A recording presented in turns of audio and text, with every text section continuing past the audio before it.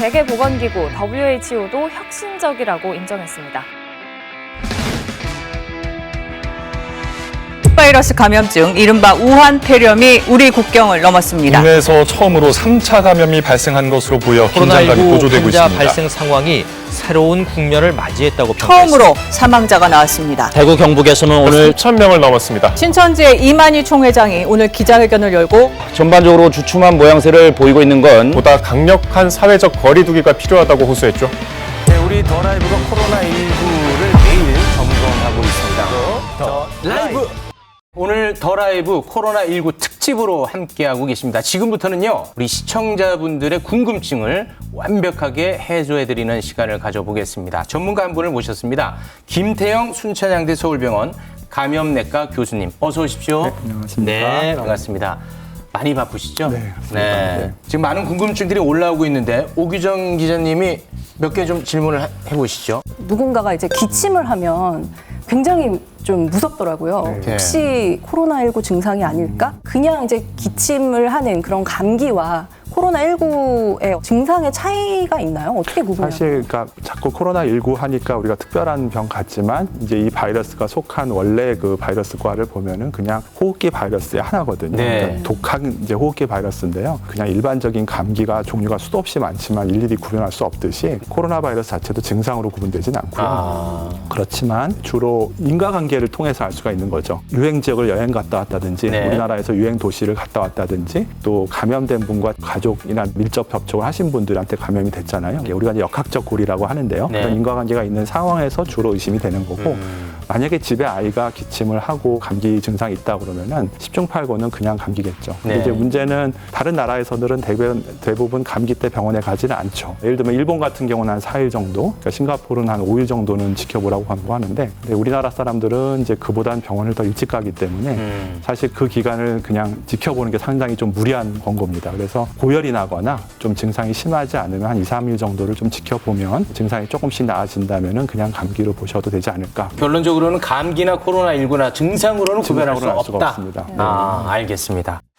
특히나 이제 아이를 두신 부모님들 걱정이 뭐냐면요. 그동안에는 코로나19가 아이들한테는 좀 감염이 안 된다. 이런 얘기들이 좀 있지 않았습니까? 네, 그런데 16개월 된 어린 감염자가 나오면서 굉장히 걱정이 많이 되고 있거든요. 이거 어떻게 받아들여야 됩니까? 예, 아마 중국에서 대부분 환자들이 한 5, 60대 환자들이 많았었고요. 14세 이하의 아이들이 거의 안 생겼었거든요. 원래 또 코로나 바이러스가 어린이한테 많이 생기는 바이러스는 아니거든요. 다른 네. 코로나 바이러스의 예를 들었을 때. 그렇기 때문에 아마 어린이는 조금 안 걸리는 게 아닌가라고 생각을 했었는데 하지만 이제 이게 지역사회로 확산이 되면은 애기 엄마쯤 되는 사람들이 감염이 되기 시작하면은 이제 아기도 걸릴 수가 있는 거거든요. 그러니까 어린아이들 같은 경우는 증상이 있어도 병원에서 검사하기가 어렵기 때문에 아마 조금 저평가돼서 그랬던 게 아닌가 이런 생각도 좀 해보고 있습니다. 네. 그러니까 뭐 어린아이가 노출 확률이 그만큼 조금 적기 때문에 그랬을 것이라고 그런 보는 얘기가 것 같습니다. 나왔던 네, 건가요? 그렇습니다. 아, 알겠습니다. 근데 우리가 그동안에 메르스에 비해서 전파 속도는 빠르더라도 치명률은 좀 떨어진다.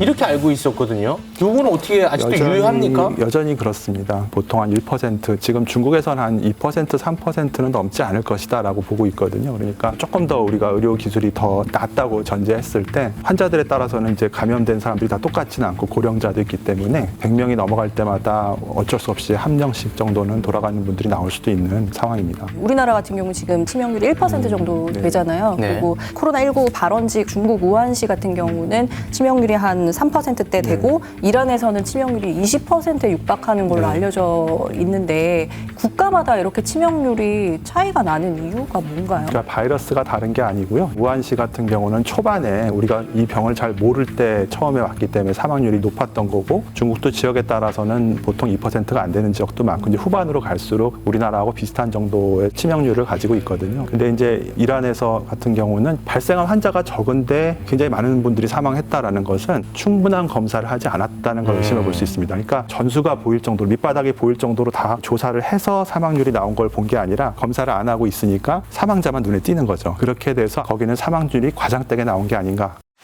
코로나19 시작 때부터 계속 이 얘기가 나오는 것 같은데요. 중국인들의 입국 금지.